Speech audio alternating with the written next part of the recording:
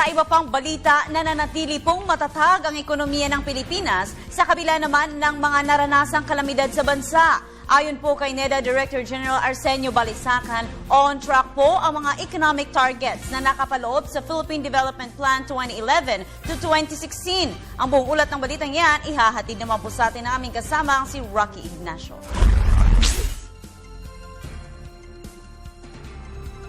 Napanatili ng Pilipinas ang matatag na ekonomiya sa kabila ng malalaking hamon katulad ng mga nakalipas na kalamidad at iba pang uri ng sakuna. We are on track with respect to our economic targets as laid out in the Philippine Development Plan 2011-2016. Despite the series of natural disasters that hit the country in the latter part of the year, the Philippine economy still expanded by 2%. Improving from the 6.8% achieved in 2012. Pero kailangan pa rin ng iba yung hakbang para bawasan ang antas ng kahirapan kasabay ng pagkakaloob ng dekalidad na trabaho at oportunidad. Isang updated Philippine Development Plan ang inilatag ng pamahalaan na titiyak sa pagtamo ng inclusive growth.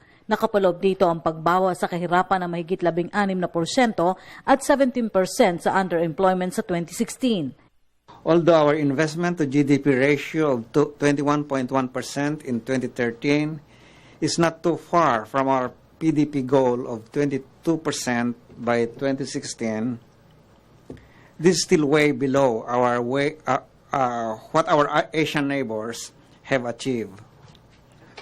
Although our unemployment rate has been kept within the targeted range of 6.8 to 7.2%, that's the one.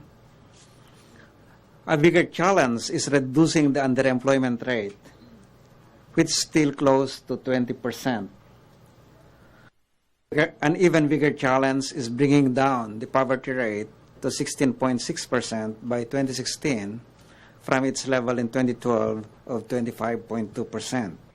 Bumalangkas na rin na iba pang hakbang ang pamahalaan para sa pagtamo ng inclusive growth. Kabilang na dito ang pagsasailalim sa kategorya ng mga lalawigan batay sa kanilang pangangailangan at epekto ng kalamidad at iba pang uri ng sakuna.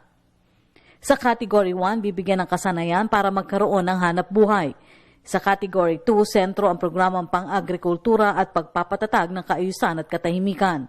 Nakapaloob naman dito ang 30 lalawigan na dapat bigyan ng sapat na tulong sa kalamidad at sakuna.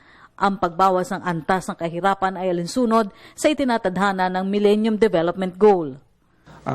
We do think that poverty reduction and employment generation will continue to be the challenges for this country in the next decade. And we will, because we are starting from a high level of poverty and quality jobs. And I could not think of any more fundamental development goals than those two. No? Get the quality job creation going for the next decade. And use that to get this poverty reduced. Ang pagbalakas ng updated PDP ay batay na rin sa aral na natamo nitong nakalipas na 3 taon. Una na dito ang epektibong good governance, macroeconomic at political stability, pati na ang dapat kahandaan sa epekto ng kalamidad at sakuna. Pagtiyak pa ng kalihim, pangmatagalan at hindi ito isang band-aid solution. We are putting in place is not a band-aid solution to our problem. You know, if you want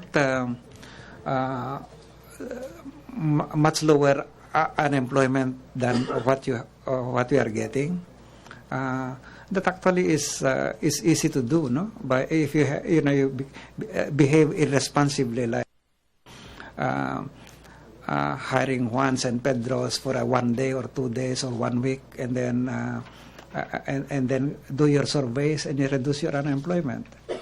That's not the kind of development we want to achieve. We want the Pedros and the Juans to graduate out of poverty. Nagpakitang gilas naman anyang Pilipinas sa kasalukuyang konstitusyon. Sagot ito ni Balisacan sa mungkahing i-amyenda ang ilang economic provisions sa 1987 Constitution. Para sa Telebisyon ng Bayan, Rocky Ignacio.